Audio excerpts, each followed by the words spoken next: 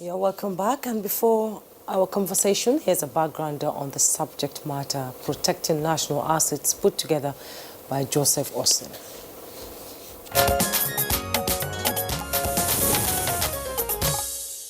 From insurgency to the NSAS protests and now the trend of attacking security personnel and facilities, Nigeria has witnessed heavy destruction of public assets.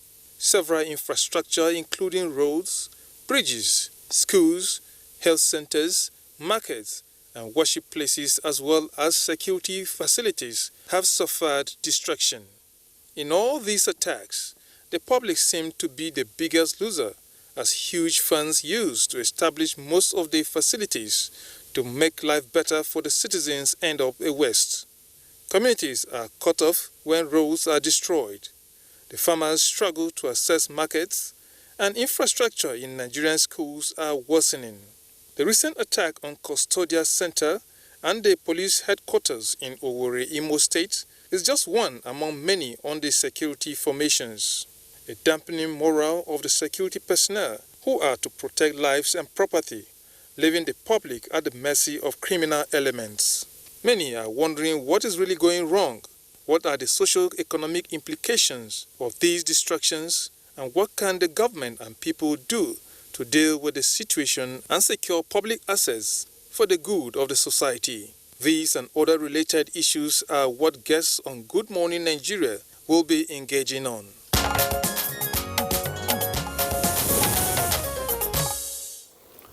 All right, thank you, Joseph Austin, for that background. And now let me first introduce some of the guests in the studio here in Abuja.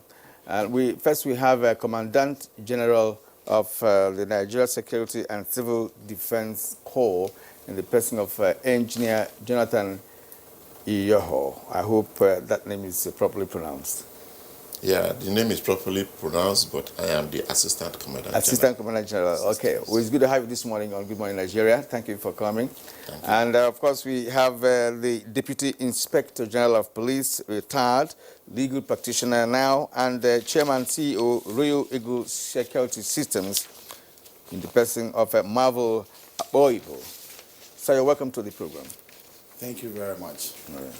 And also in the studio is former Army spokesperson, Brigadier General Sani Usman Kukasheka. Welcome to Good Morning Nigeria. Thank you very much. And also joining us from our Port Harcourt studio is President Ijaw Youth Congress and Emeritus, the Ijaw Youth Council and Public Affairs Analyst.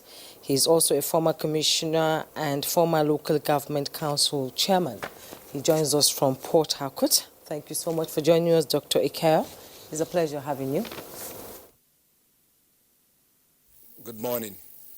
Gentlemen, it's a good night, indeed good night. Good to have you this morning on Good Morning Nigeria. We're having a subject matter that's very, very critical for the survival of any nation. What has become a recurring decimal for decades now has been destruction of public facilities by either protesters, gunmen, or individuals who may wish to take laws into their hands. And this has lasted for so long. And in recent times, of course, we have seen what happened 5 days ago in Owerri, where a correctional facility was destroyed, a police post destroyed, and of course, the inmates freed. So let me begin with you,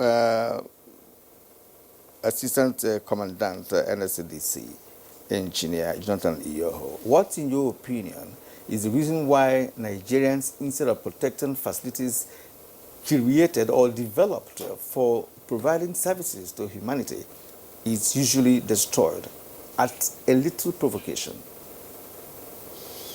Okay, the reasons why the vandals or protesters or terrorists will go after critical national assets and infrastructure is to make a point to the government out of anger. They may have grievances, and the easiest way to hit at government is by attacking these critical national assets. And they forget that these assets are not only owned by government. So in the bid to make their point, they also affect what is their own common patrimony. So, in the country today, we have a huge team of unemployed youths, and there's no job for them. It's like at any slightest opportunity, they want to react. For me, I think this is one of the basic reasons why they go after these assets and infrastructure of government. Okay, let's now join Deputy Inspector General of Police, retired. The police is usually at the center of this sort of crisis. We've just seen what happened during the NSAS, what happened during the Boko Haram crisis in Borno, and now in Imo State just recently. What can motivate a person, do you think, to destroy something that government has spent so much money to build, and it gives services to people? What can motivate a person or push a person to destroy an infrastructure that is put in place by government? Well, if you are talking about the motivating factors, yes, well, you must talk about the vulnerability of the institution itself. If the facility is vulnerable, then those who attack the facilities will have the guts, the audacity to do so. So the more vulnerable the institution is, the more the tendency for hoodlums to launch attack at such institution. Secondly, is a way of dislocating the institution so that they become a little bit incapacitated. They are the ones going after them. So they must target them. If you watch, before they went to the prison, I wasn't there, but I know they tried to cripple the operational facilities of the police first, because they knew they would respond to whatever they were doing at the prison. So this is the motivating factor. They want to cripple the institution, make it impossible or difficult for them to go after them. And then the vulnerability of those institutions. Government should make those institutions less vulnerable. And if we succeed in doing that, then it will become less attractive venture. And like my colleague just said, the level of unemployment has increased astronomically. And so if we want to address these issues, it has to be very holistic. Otherwise, we're not going anywhere. Because these attacks didn't start today. Like you rightly said, it's a recurring decimal. If it's recurring, it means it has been happening before. The question is, what have we done? What are the effects of the measures the government has put in place to avert a reoccurrence? It's very unfortunate, and I think it's very sad indeed.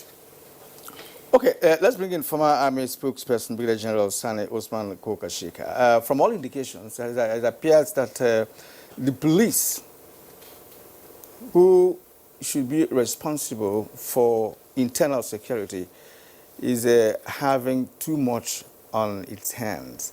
And the military should be expected to also play a role here in terms of providing assistance to see how this kind of attacks, could be, handled. From what we have seen, it doesn't, it's not going to end now from what is playing out. So what, in your opinion, could be done to further enhance the capacity of the police and even the military to see how this kind of menace can be taken care of? Well, thank you very much for the kind question. But I think the starting point is that we have to critically evaluate the security architecture of the Federation and see to what extent are they capable of handling the various responsibilities accorded to them either by the Constitution or other legal provisions. And if you look at it, I think a lot has to be done in terms of reorientation, training, equipping, and of course there should be massive national awareness of the role of the stakeholders. By stakeholders, I mean the components of the Nigerian society. Take, for instance, if you go back to the National Security Strategy of 2019, it clearly indicated that the Nigerian Security and Civil Defense Corps should be the lead agency in terms of the protection of critical infrastructure. And it outlined certain things that needed to be done.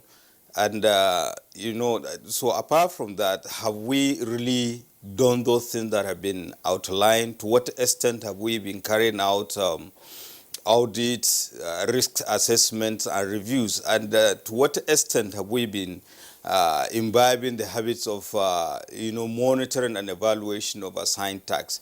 But then again, the issue of coordinations comes into play. So it's a lot of things that need to be done to enhance the capacity and resilience of not just the security agencies, but the infrastructures that we are thinking of protecting also.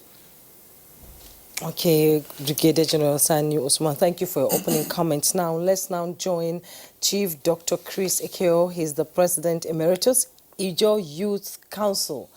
That's a very, very big, task there, tackling youths. And in most cases, when this sort of things happens, it is the youths that, take the laws into their hands to destroy public property and national assets. What is it that makes them do that? What do they really want? What is the agitation for? Okay, thank you, and good morning over there. First of all, the most important national security assets are the citizens. And once you can't get the citizens right, it simply means that you failed in every other thing, whatever strategy you are putting in place. Equipment are manned by citizens, and citizens from the police force, the army, the civil defense corps, and all those components. Now, if citizens find out that they are not considered as an important component of securing a national asset, they themselves will not do the job. Even when they're in police uniform, they are still citizens. So they won't just start to take a risk for the country if the country does not care for them. There's a total breakdown about how our security architecture must function. We're still looking at it as a post-war situation in a digital world. Things that machines should do, you put humans to do it. Things that humans should do, you put machines to do it. So it's a misplaced priority, and people are venting their anger because of those actions. The last speakers all clearly talked about the lack of job and unemployment. Of course, that provides a pool for people to be conscripted to do all kinds of things. Now, the other part is that government is not listening to citizens. So citizens will always try to find ways and means to get government to listen. One of it is to be radical about it and destroy national assets, because they understand that all government is after is to protect pipelines, big properties, build bogus projects, and make money. And they are in penury, unemployed, and angry. So I think that there must be a complete mix about how we deal with our national security. In its security formation itself, the army is not with the police is not with the DSS is not with the civil defense. There's no coordination, like the last Brigadier General said. Now, if there's no coordination, there will be no intelligence gathering. How do you explain people ganging up, getting up and leaving their homes and then go and burn a police station and there's no intelligence? Because the citizens that make up the police itself are not interested in national security, because the country does not provide for them. We must go back and recalibrate our national security because the citizen is the #1 asset of national security. I'm still going to stay with you. The citizen is the #1, assets in this country. But all these infrastructures were built with Nigerian money, and if it is destroyed, the Nigerian government will still look for money to rebuild it or renovate it and put it back the way it used to be. So if a person has grievances against the government, why does it take it out of infrastructure? I still can't wrap it around my head here. Okay, I'll tell you this. If I was angry and I needed to talk to the government, the Constitution provides for means and ways. The people who represent us in government probably will be the local government chairman, the council, or the House of Assembly member, the House of Rep, or senator, or the minister from your place, or the governor in your state. Now, if these people don't listen to you and the president don't get to listen to you, what do? You go home and cry? You have to find ways and means to make them listen. And what young people do or angry people do is to vent their anger on soft target or weak target. And they try to do so in such a manner that government feels the brunt. It's unfortunate that in this country, the enemy of the people is government. It's unfortunate. Whereas in other climes, the people find solace in running to government. If you look at the trajectory with the conflict that has happened, everybody is trying to take it on the government. Now the question is, who is the government? And until we begin to define that citizens have to play a role and government needs to take citizens seriously, and when they talk, listen, process, and find ways and means to deal with it, we won't get it right. Take a clear example of the NSAS issue. It wasn't supposed to be how it ended. People were talking. They were doing this in a manner that you call a non-violent direct action. But the security architecture decided to snowball it, to go through the other way of forcing people. If you look at our Nigerian police today, it used to be the Nigerian police force. And then somewhere they say it's the Nigerian police because they understood that you do not use force to achieve results. Unfortunately, there is a military mentality even in governance where, for instance, you find the army intimidating the other subsector of the security sector and trying to cow them in, and they also take their own powers on the weaker sector until they finally get to the civilians who have no arms. And the civilians are beginning to think that because we are weak, we must rise up against these people. Why did they attack the police station? They don't even feel that the police force is protecting them as citizens. So the police force has this big police command, and all this is happening, and the police is taking it on them, both on the good, the bad, the ugly. And the good people are beginning to feel that they are also not protected. So they will just watch the bad people to destroy national assets. Otherwise, citizens can protect assets. Go back, let's get to the Niger Delta proper. In between 2007 and 10, it took citizens, I was president of the Joint Council then, to say, look, the national assets on the oil and gas sector need to be protected, our community and environment need to be protected. We didn't get the police or the army to involve in these discussions. We talked in round tables and went up to the National Assembly, went up to the embassies, went up to the presidency and said, listen, one way to go is to get these boys out of the creek. You can't do that by force. You need to grant presidential pardon. And if you do so, we can assure you that our national assets in the gas area can be protected. Between then and now, if the oil companies do a statistics, they probably have spent less money in maintaining national assets on the gas lines and pipelines for oil and gas. They have spent less money on security. So if citizens take responsibility, they won't burn correctional facility, they won't burn the police station. So I want the government to first of all begin to look at citizens as their priority in terms of preparing for national security. How do you take away school children from school? Parents can't send their children to school. They've lost faith in the security architecture. So if they find people attacking those architecture, they won't bother to even stand with the architecture in defense of those assets. I think we're mixing things. We must go back to the drawing board.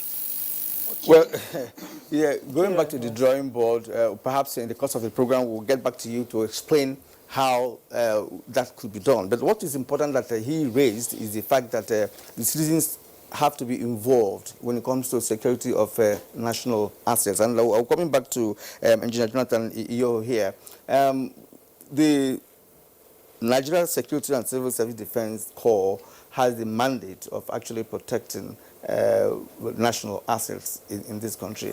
And of course, our second speaker talked about the issue of rejigging the national security apparatus. Now, do you subscribe to that? Because why I ask this is that if NCDC is having issues, dealing with their constitutional responsibility, then how can your establishment be assisted?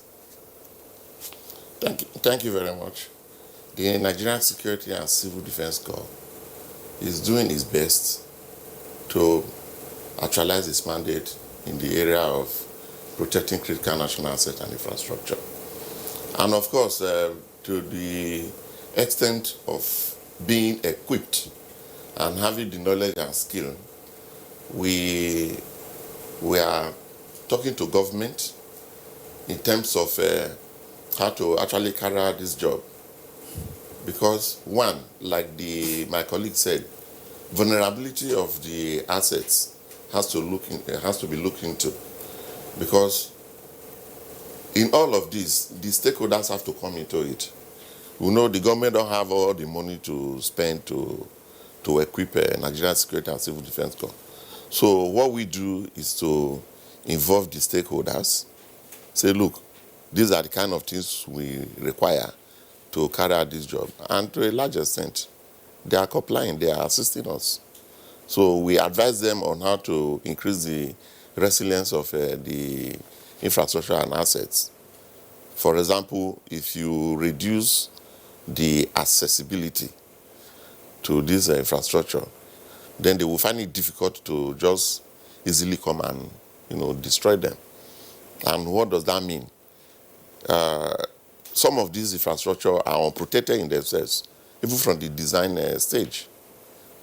Security of the assets are not put into consideration. If you look at the railway tracks, human beings have easy access to them, and we've had cases where they are knocked down by moving trains. So if you look at the modern trend, you don't have access to the track, especially only at the train station. You can have access to it. So, but by the time we advise that, look, maybe we need to make them inaccessible, and then they begin to look at it, it's too expensive. But if it was considered during the design stage, it will now be part of the cost of the project. So nobody will look at it as if securing the asset is too expensive. And another area I want to look at again is some of the power infrastructure. They are equally very vulnerable. You will have transformers, they are not fenced. Some of them are located in very remote areas. So we advise that these things should be put in such a place that they are not vulnerable. And of course, even if we prevent the vulnerability, what about the threat level? You have people who, like I said before, who are angry. They want to get at government. Then you also have a political consideration. You have economic consideration for people wanting to vandalize these items. So we try to get the community involved by giving us credible intelligence information, because we need to be proactive rather than being reactive in carrying out our jobs. So the intelligence community must come to assist the Nigerian Security and Civil Defense Corps. Then if you look at vast infrastructure like the power infrastructure, the oil and gas, we will not be able to line up our men to provide a physical security. So what we require at this time is a kind of applying technology to augment the physical security. And by so doing, we will be more effective and more efficient. What I mean by technology is you have cameras, you have the computers, you have the communication gadget, so that easily we could put some intervention force like the patrol team on the line, so that in case there's any breach of the pipelines, then the next available intervention force or a patrol team can easily be reached, and then they tackle the situation. So it is not cheap anyway to provide these protection strategies, but it has to be done. It has to be done in the circumstance. So the government is actually making efforts to equip us more than what we are now. And I'm sure in the next 3 to 4 months, we will begin to see the effect, the increase in our ability to protect this infrastructure. Now you talked about the government being ready to provide the assistance that you require. What are you looking at? Are you looking at some technological approach to it, or are you looking at perhaps having more number of employees in the civil defense, or what? We can combine the two together, because technology will not remove the physical security. Like I said, it's just to augment. So definitely the manpower in civil defense is grossly inadequate. And we are in the process of recruiting more officers to be trained. So in addition to that, we are asking for equipment like the C5. We normally call it the C5, where we have the computers, the communication, command and control centers. They are at various levels, at the national level, the state level, the zonal level, then down to the local government level. So if government cannot provide all of this at once, they can be prioritized, looking at the infrastructure that are more vulnerable and threat-laden. Because an infrastructure that is not being attacked, there's no point going to be protecting it.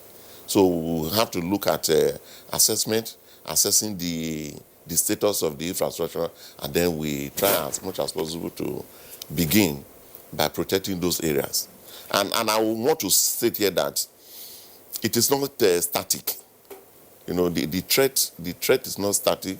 So as the threat moves, then we also move along with the threat, because they may vandalize here today, and by protecting it, the threat is removed, then they move to another area. So we have to be very dynamic in the way we carry out our job. Thank you very much. Okay, thank you. Let me go to Brigadier General Sani Usman Kukasheka. Dr. Chris said that we have to go back to the drawing table and look at how things can change. In other climes, we've seen protests, we've seen insurgency, we've seen so much happening, but less destruction of infrastructure. We just saw what happened, the NSAS movement in Nigeria and the Capitol attack in the US. There was the attack in the US, but there was no destruction at the Capitol. It was done and people left and arrests were made. Why? Because they used technology to trace these people. The commandant is saying some infrastructures don't need to be protected because they might not be attacked. Is there a reason why it should not be protected in the first place? I think all identified critical national infrastructures and assets need to be protected. I think the most important thing is, how do we go about protecting them? Now, the issue of, technology come into play. Then the issue of institutional capacity and the level of national orientation among the citizenry is equally very important. Now, there is a kind of deficit of trust within the Nigerian society, either among the various components of the Nigerian society or between the government and the people of the Nigerian society. And that marks the difference between what happened during the NSAS here in Nigeria and what happened during the electioneering process of the United States, what led to the invasion of Capitol Hill and what follows after. Within a few hours and a few days, they were able to mop it up, and just like you rightly said, arrests were made. But this is a system that has been there over time, and they kept on realigning and improving its capacity. And that is what we are calling for, that there should be improvement in institutional capacity in this country, and there should be proper or more security education and national orientation among the citizenry, so that everybody will have a fair sense of belonging. Just like the doctor has mentioned from Port Harcourt, that look, everything that we are doing revolves around the people. And that is why I believe Section 14 of the Nigerian Constitution said the primary responsibility of government is the welfare of the people and its protection. So basically, whatever is being done should take into cognizance these issues, and that will make the difference. Now, looking at it realistically, let's look at it. To what extent have we been investing in our security architecture? It is not just enough you have budgetary allocations, but to what extent have you monitored and released those monies meant for particular purpose and ensure that it has been done? And what is the capacity of those institutions? Take, for instance, the military. At what extent have they been training the other security architecture, the civil defense, the Nigerian police, and other paramilitary agencies? To what extent have they been training? And what is the level of investment over time in terms of doctrinational changes, in terms of equipping and administrative arrangement on these people, and above all, to what extent have we imbibed, the technological development? I think the issue is that we are in the 21st century. There are certain things that really human beings will do, but there are other things, other technological devices could do. Take, for instance, the drone itself. You can even use it to fight and deter and do so many other things, and to monitor happenings. So to what extent have we developed that? But most importantly, again, is the issue of the capacity of the lead agency. Take, for instance, the internal security provisions, or the internal security, the responsibility for internal security lies with the Nigerian police force. And then that of protection of critical infrastructure and assets lies with Nigerian Security and Civil Defense Corps. To what extent have we really invest in these institutions for them to carry out their responsibility? And what is the level of coordination and synergy with critical stakeholders, other security agencies, and talking about citizenry and the private sector? Because the infrastructures themselves, they are not wholly government-owned, unlike in this country. Some of them belongs to the private sector. So what is the level of the relationship, right from the federal, state, local government, the citizen, and the private sector? And we have a lot of assets that we have not been taking advantage of them, the traditional institutions and time-tested conflict resolution mechanism. So that I don't believe, because we have to distinguish actually between, legitimate, disaffection and criminality. Because I can't understand why somebody will go to a police headquarters, attack it, vandalize it, and burn it down. Is that the way to bend, what do I call it? Is that the way to get things done? At the end of the day, the police station and everything were built based on contributions of the people, because it's government property. I think there should be better ways of orienting people to understand that, look, if there are issues at hand, these are clear ways that you can follow, and definitely you will get justice or you will be heard. And this cannot be done if we don't really, improve and strengthen our institutions so that they can be alive to their responsibilities. These and many more could be done to ensure that not just critical infrastructures are protected and their resilience are improved, but in fact it will improve the welfare and peace and security of the Nigerian nation. All right, sir. One critical point that you have made here is the issue of synergy, actually, between the security agencies in the country. It's based on the fact that some of them have been given some constitutional mandate, like the Nigerian Security and Civil Defense Corps, responsible for protection of critical infrastructure.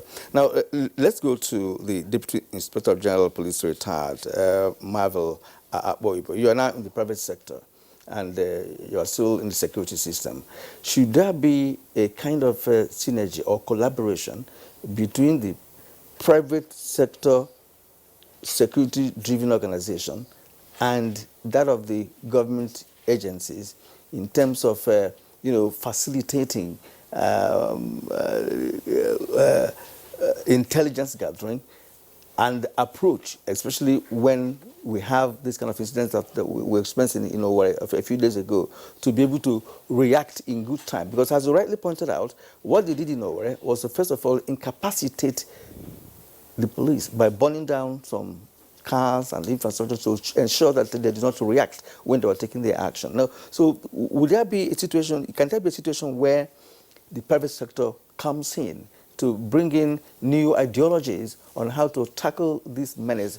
Because, of course, it's lasted for a long time, and it does appear that the government agencies do not have answer to the many questions bordering on this menace. Thank you very much. The need for synergy cannot be overemphasized.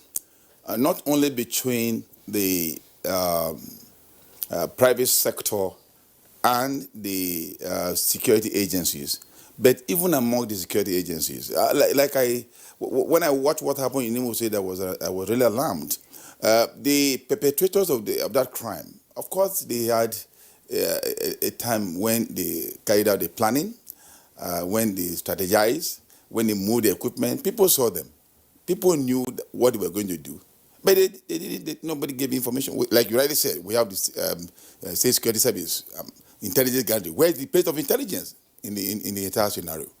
So when we talk about restructuring the architectural design of our security, we must not lose sight of interagency cooperation.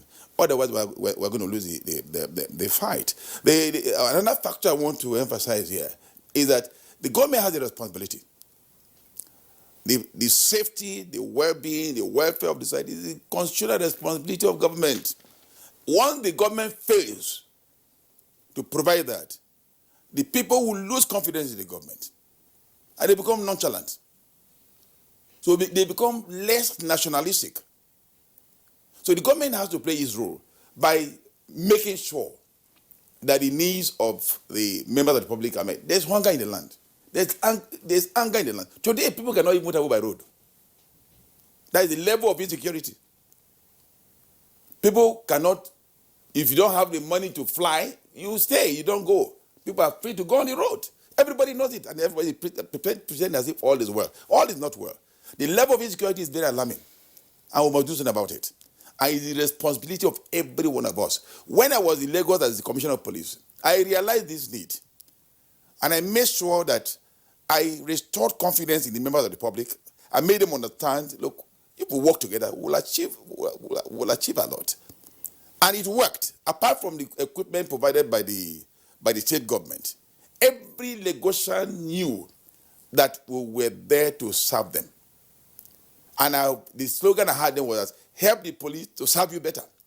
So before any crime was committed in Lagos, there would be a phone call. A time came when I told the DPOs and the area commanders, go from one house to the other.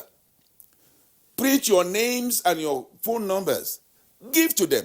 Introduce yourself to them. That, look, I'm the DPO in this area. I'm the new area commander. If there is any security breach, please call me. And the people were overwhelmed. That, could this be Nigerian police? And that restored hope. And it worked. And that was why we had less crime in Lagos at that time. We need to take the members of the public along with us. And then we must equip the police. If you don't equip the police and other security agencies, you are just wasting your time. Up till now, I don't know whether they have made any arrests. But if we had equipment around, we're talking about state police headquarters. We're talking about the prison headquarters in Owerri. We are talking about areas very close to the government house. What are we talking about?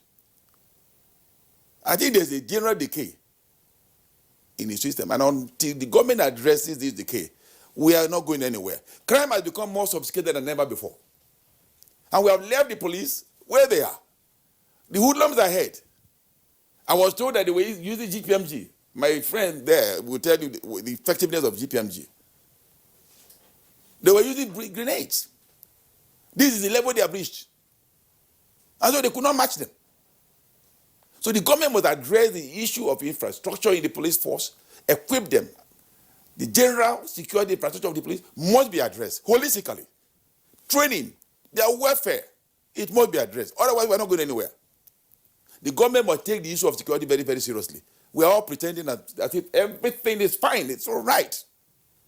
You and I here, we know that if you have to travel from here to Kaduna, you have to go to a prayer session, that you will go safely and come back safely by road. You know it. Everybody knows it. But everybody is pretending as if everything is fine. It's not correct.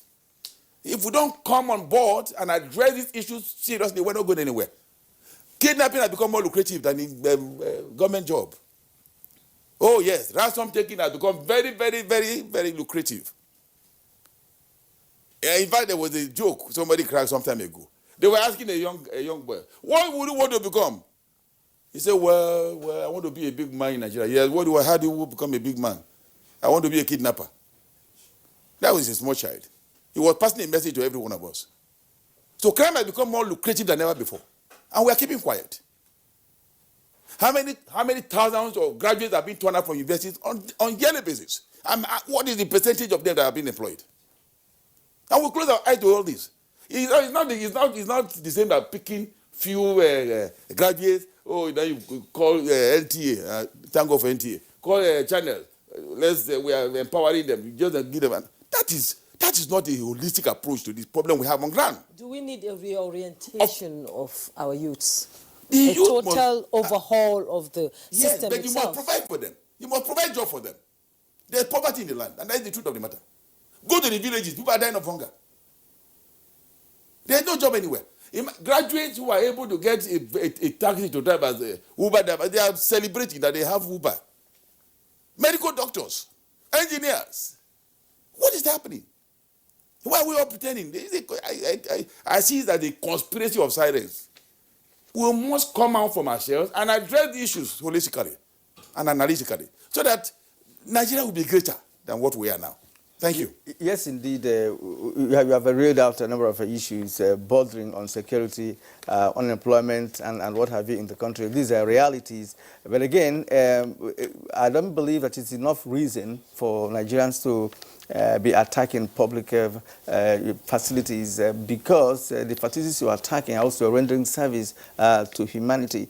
Let's go to Dr. Chris Ekiye. Dr. Chris Ekiye, you have been in the saddle of a youth organization which you manage the number of youth. Now, let us know why the youth react the way they do. I understand all the reasons you gave in the past, in your first or second,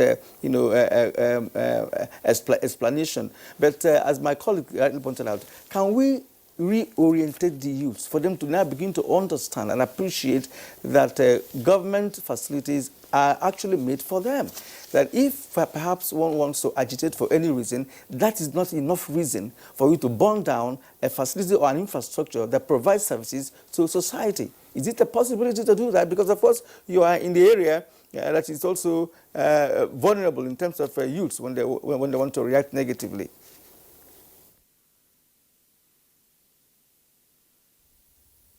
Ironically, I think the Niger Delta seemed like the most safe heaven in the country today, the South-South. And this is courtesy because of logical reasoning and planning and consensus by the citizens to stay away from crime. I'm not saying there is no crime in the Niger Delta or kidnapping. It has reduced when compared to prior to 2009 period. But I aligned myself 100% with what the DIG has said. The reason is that I also remember at the time that when it was CP, Lagos was a bit calmer. The internal security, like I said, and the asset that we need to look at first critically is that of citizenry. And that's why all of them are talking about moral rearmament, reorientation, and all of that. A citizen whose mind is properly oriented as to being a patriot certainly will not destroy a national asset even if he or she is angry. The real question is that the citizens are not as stupid as the government think that they are. They're not. Like you all pointed out, people have gone to school, people are more educated, they are reading more, they are watching at other climes. There is a couple of factors that have made citizens to be resentful about governance. There are no opportunities, which everybody here have agreed. The other one is that there is a deliberate attempt to put mediocre in the saddle of government, in choice places in government. In all the security agencies you are talking about, 70% of the time, the best of the best are fast-tracked and eased out of the system to be allowed for those who probably were not their equal to head those agencies. So they're not able to think through or process things the way it should have been.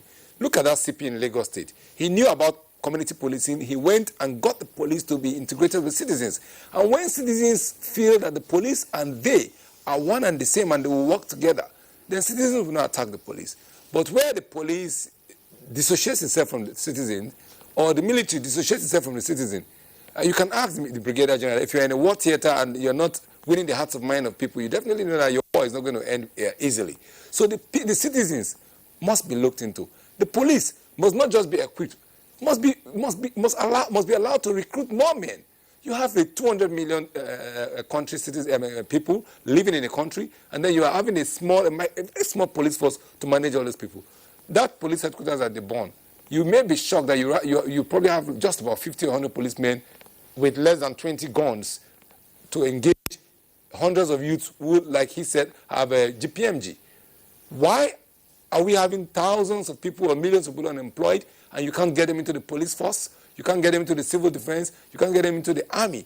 In other crimes, there are bogus police force that can take care of this need. We're talking of no job, and they're talking about giving people wheelbarrows, giving people Uber. No, get them involved in the police. If the police is treated with dignity, a lot of people, degree holders, will jump into the police for short service and give their best. If the civil defense is seen as an agency where there's dignity, people will jump in. So these agencies that are responsible for policing the country needs to be treated with integrity. They need to be treated with priority. And then once people begin to believe in their capacity to first of all, find safety in these agencies, people will work with these agencies and ensure that national assets are protected. What we are doing now is to care for pipeline, care for buildings, care for VIPs, and then care for anything that brings money in. The citizens are abandoned. And these citizens make up these agencies. I can tell you without any iota of that most of the people who end up in the civil defense, in the police force, are people who ordinarily may not want to be a police officer or a civil defense officer or even in the military. It's just the only available choice. Why are people not interested in this career? Because they don't think it is prosperous. So we need to elevate this career to make it look prosperous, to make people envy it and want to join. Everybody who goes to school wants to be work in the oil and gas sector. What is so special about the oil and gas sector anyway? So I think that we need to improve careers in other areas such that they are enviable and people want to enlist. The police force that my own father was in was something that people aspire to be. The military that a lot of people parents went to was something that people aspire to be. Now if you ask somebody to go and join the deputy to do what? Because they already know that they don't even have a body armor or armor to even go and confront the terrorist. But if you build the morale of these institutions in such a way that they are enviable, people will go there. Citizens will even not have the courage to invade a police station. But they already know that they will walk through it and nothing will happen. So I think that we must, like I said, to recalibrate, we must begin first to put wood on wood in the manner that they will form a platform. So you start with, first of all, restoring citizens' confidence in government. Then you open up space for engagement of citizens in the security architecture. You train and retrain. You move from this 1943 system to 21st century system. Where drones should go, let drones go. Where men will go, let men go. Drones go, reduce the target, the level of threat of the enemy before humans are put in. Now you send humans to go to war. They don't even have a body vest. They just have a gun, one magazine. The person they are going to meet is heavily kitted with a body vest. Is a ragtag person, but heavily kitted. How do these people even get more sophisticated than the government of Nigeria? Be it Boko Haram, be it hoodlums. They seem to be more sophisticated than the government that had billions and billions and billions invested in security. I heard clearly when one of these, my colleagues in the studio said they are misapplying those funds. The NSA said it recently today, they are misapplying those funds. I think that the scrutiny should be applying the funds to equip and improve in the training, because you can also give these people these gadgets and they cannot use it if they are not trained. So we must start with restoring citizens' confidence in government, then engage citizens to participate in the security by opening space for employment in those agencies, training and providing global review.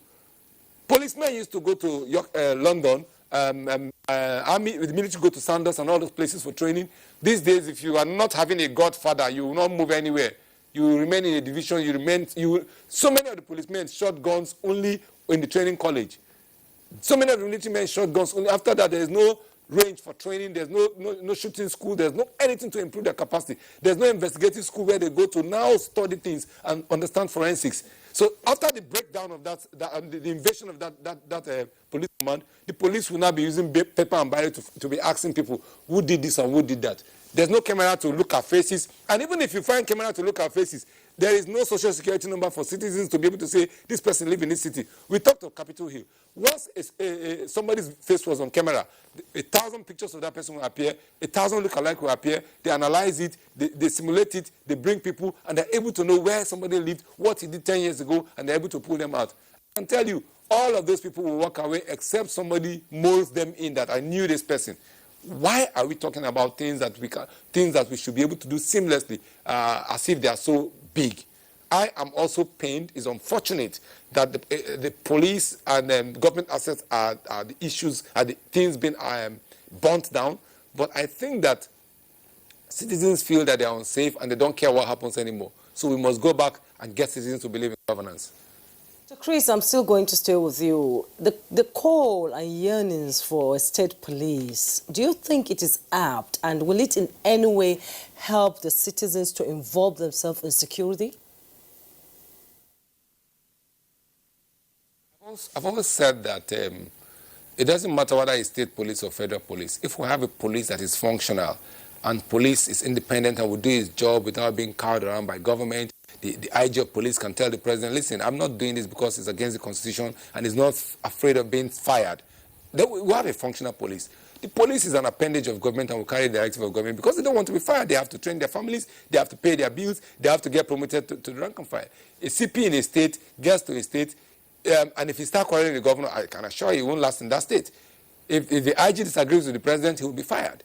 In the other climb, security chiefs can disagree with the president on principles based on protection of the constitution, and we saw it with Trump just yesterday, where the Joint Chief of Staff did another thing as opposed to that. Can the CDS and his Chief of Staff in the Army tell the president that what you are doing is not acceptable and is not in the constitution, so we will not carry that order? It's not possible. So I think that there is a constitutional lacuna that needs to be fixed before we can talk about whatever threat that needs to happen. I'm not saying the constitution can't do this. It's a lacuna. We are deliberately not trying to respect the constitution. So if you put a state police, it becomes an appendage of a governor. And that's why people are afraid. Otherwise, there is nothing wrong in having a state police, a local government police, as it were. Recently, there's another funny thing they did. They call it constabula. They take about 6 or 7 persons or 8 persons in the local government, train them and give them police uniform and give them batons. Go and check. All those people are back home with their batons. They don't even do any work. So I don't even understand what they wanted to achieve. The Minister of Labour is talking about 774,000 jobs, about 1,000 in every local government for 3 months and pay them 20,000. It looks like it's madness. Those people could have been recruited into the police force, fully engaged, 1,000 per local government. And all these policies of quota system is not needed. Police is police. 1,000 per local government, pay them in government money, train them, and even insist that they work in their local government until a certain rank before they move upstairs. And when they get to a certain rank again, they return to their state of origin and work. Because if you cannot protect yourself first, you can't even protect anybody. We need to be serious. We are not serious yet. We are just sharing money in this country. All right, we would like to thank you, immensely for your contribution this morning on this conversation. But please, the government is serious. Of course, we know that. Except that, of course, we are still a developing nation, so we have issues of security or insecurity, as the case maybe. Even in other climes, developed nations also have issues of insecurity. Nobody would ever believe that the Capitol Hill can be attacked in broad daylight, for hours. So it happens. So we're just growing, and I want to bring in Usman Kwashiga here once again. We are known to be under-policed as a nation. From what the point that Chris raised, is it possible to have more policemen so that we can have even physical protection of those critical infrastructure we're talking about? If you travel out of this country, you discover that in some nations, such critical infrastructures are physically protected by personnel, heavily armed, that nobody will even dream or think of attacking such facilities. But here, as you said, most of them are vulnerable. Yeah, you are quite right, actually. We desperately need more policemen in this country. You can't imagine a country of about 200 million people. We have less than 500,000 policemen, all ranks. And if you even go down, you will see not the number. Let's assume that the strength of the Nigerian police, all rank, is about 370,000.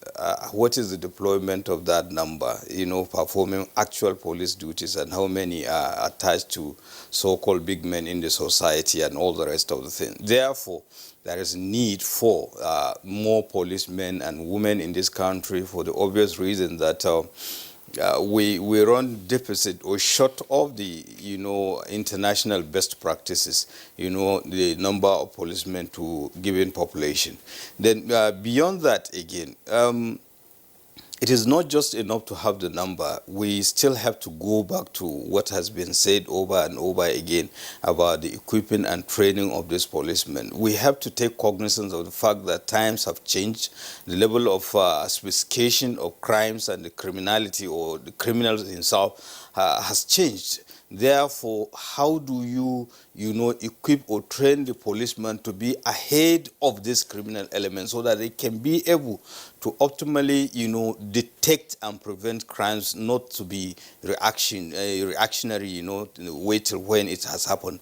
What happened in Owerri is unprecedented. And just like DIG has just mentioned, it takes a lot of planning and chain of concurrent activities for anybody to have the effrontery to attack such monumental critical national asset like the police headquarters in Owerri of all places. Therefore, people must have known to what extent have we, synergize among the security agencies, and to what extent have we taken the people on board? Because everything that we are doing goes back to the people. And Chris has also mentioned it. The bottom line is that there is lack of trust between the people and the government, that they don't even have a sense of belonging.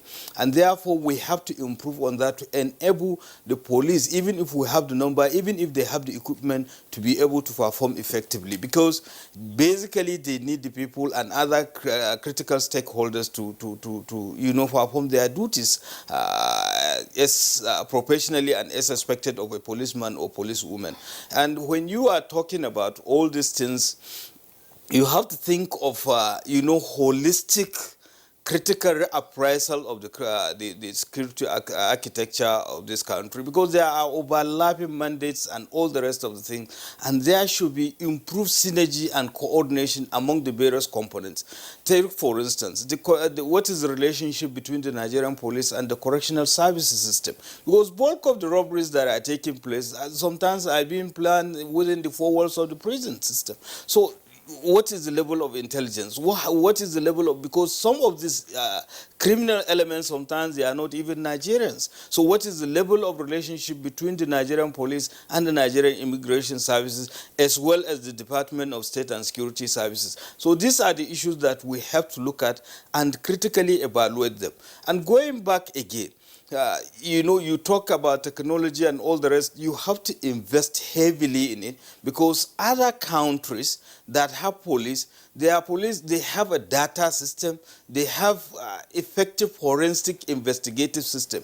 You cannot rule out, crimes in any given society, but it should be reduced to acceptable or barest minimum, commensurate to a given society. So when it happens, to what extent were you able to deal with that issue? Some time ago, there was an interesting case of a particular lady in London, that went missing. Within a few days, they were able, even though they were unable to discover the body, yet they were able to make some arrests based on the use of technology, the use of the CCTV and all the rest of the things. So basically, this is it. We have seen in other countries where a policeman using just a patrol ban, in case if there is any infraction, he can call the force headquarters and then give details. Even it could be just a number plate or a photo shot of the suspect.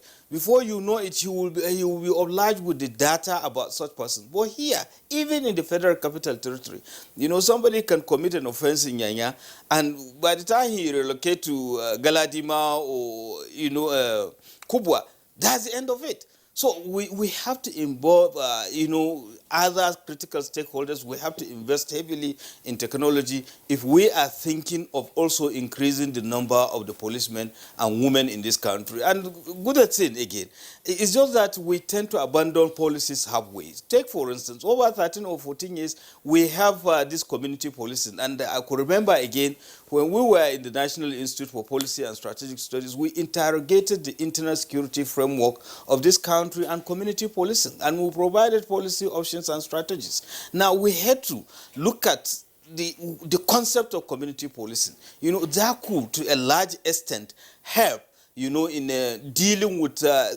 security issues or challenges at local level. Then again, most importantly, we have to improve on governance. To what extent are our local government system working? What is the level of relationship between the federal, state, and local government when it comes to security? The synergy and coordination.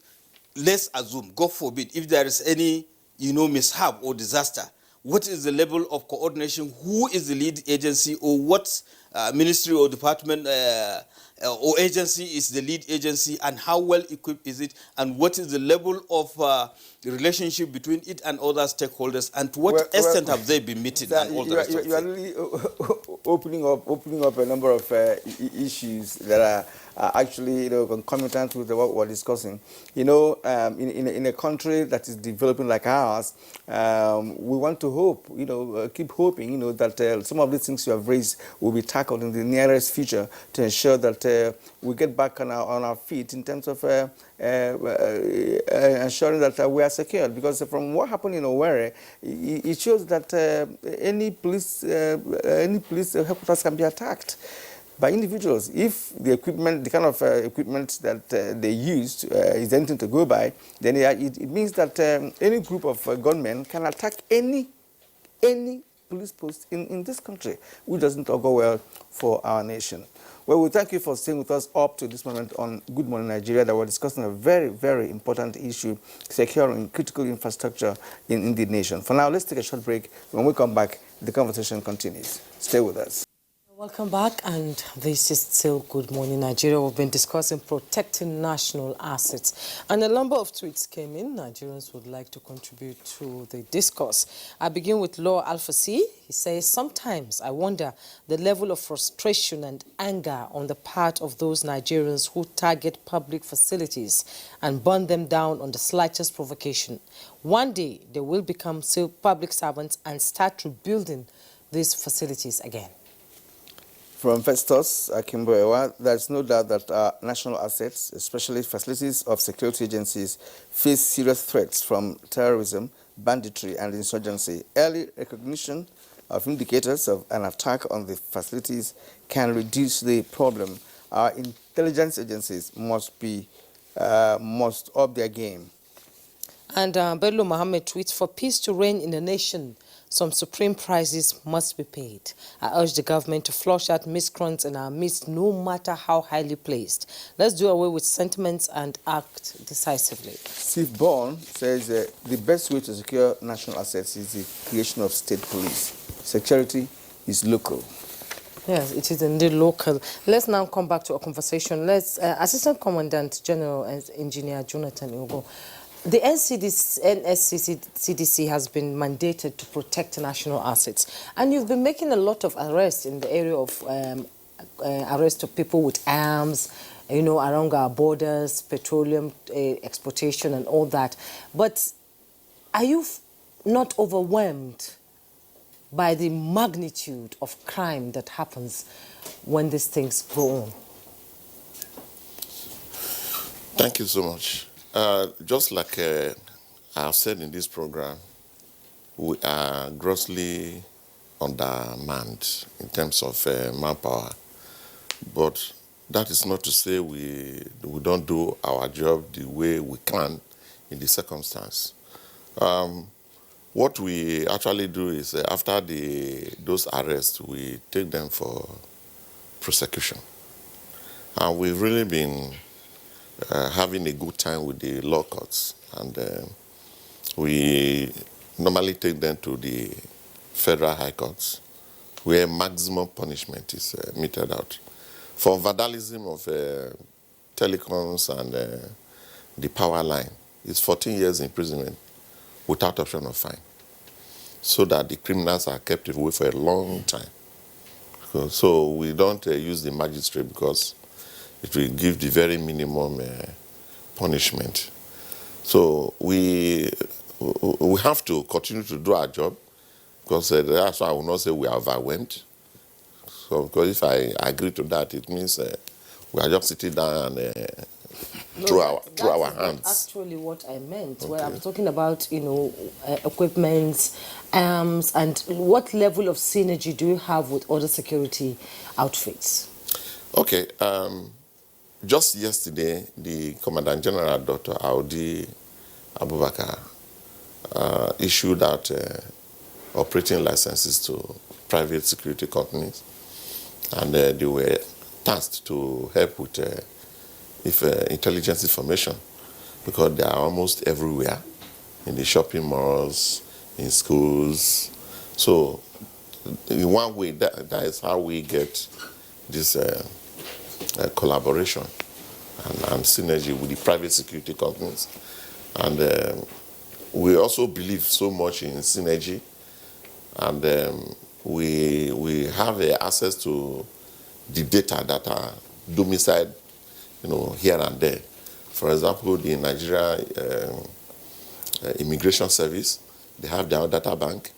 The police have their data bank, and we also have our data bank in terms of the domestic servants, the employees of the private security company. So you share notes? Yeah, we share. But it has not gotten to that optimum level of operation, because we just begin to gather all of these things. Even at the bank with the NIN and all of that, because I know the doctor was talking about, capturing somebody's face, and then you are able to assess the identity of the individual. But there's still much to be done in this area of synergy and working together. Okay. All right, let's return to Port Harcourt. To Dr. Chris, there is something you mentioned, in one of your submissions, which actually struck me, and that's the fact that now in the Niger Delta area, there is a calm in terms of youth restiveness in the area. We've not heard of vandalism, we've not heard so much of burning down police stations as we are having in the southeastern part of the country and what have you. So what was the therapy, that was applied to ensure that the youths are now listening to facts and the truth about the situation in the country? I say this because what happened in Owerri is an eye-opener to everyone in this country that banditry, gunmen, in fact, I don't know how to classify them anymore, whether they are bandits, or whether they are just a group of gunmen, or whether they are armed robbers, but they didn't rob. They actually burnt down the facility, released some prisoners, and went away. So what was the methodology applied to sensitize the youths of your area to, of course, rethink and, of course, understand the perception of what public facility is and what it's meant for, and that you should not attack it? All right, thank you. If you recall, when we started, I said that when citizens begin to have confidence in a system, they will on their own support the system to survive. Now, I met a very precarious situation where, at the time, it was even almost like a crime to be a Niger Delta youth, with special reference to even being an Ijaw youth. The reason for that was that there were armed group of Ijaw youth or Niger Delta youth. There was the movement meant, there was the Asari group. There were different groups of people on pipelines and waterways asking the government to develop the region. And in the course of that, of course, hoodlums and criminals cashed in, and kidnapping was rampant. There was inter-cult wars. And so the military was also very on the ground, JTF, and all they did then was to use force. If you are found or you are a suspect at all, if you look like a criminal at all, it was a crime. If you were young and energetic, it was a crime. So everybody was just painted with one brush. The first thing that I did was to separate grains from shafts. And then you now know what you were dealing with. The next was to reassure the people that we can engage government, and if government dares to listen, then they should be willing to cooperate. And of course, it took us almost 18 months talking with the then President Musa Yar'Adua, who saw the need to test the waters with listening to the options we were given. Where were the options? We have been able to classify a number of persons who were very volatile and radical-minded, pursuing, like you said, legitimate cause by their definition. They were not robbers, but they were on critical infrastructure, and they were insisting that unless government develop their region, they will not get out. We moved those ones out, and were able to get government to provide alternative means of engaging them. And so those ones were the fulcrum upon which the criminals themselves were pretending to be doing struggle. Once you took the genuine agitators out and you made them to listen, and then you begin to work with the blueprints that they are provided or you have agreed to work with, what will be left will be criminals. Now, criminals are in every society, not just Nigeria. No matter how sophisticated the society is, you find them. Then the law can take its course on criminals. You understand my point? So if a man was a thief, he stole, there's a provision in the Constitution.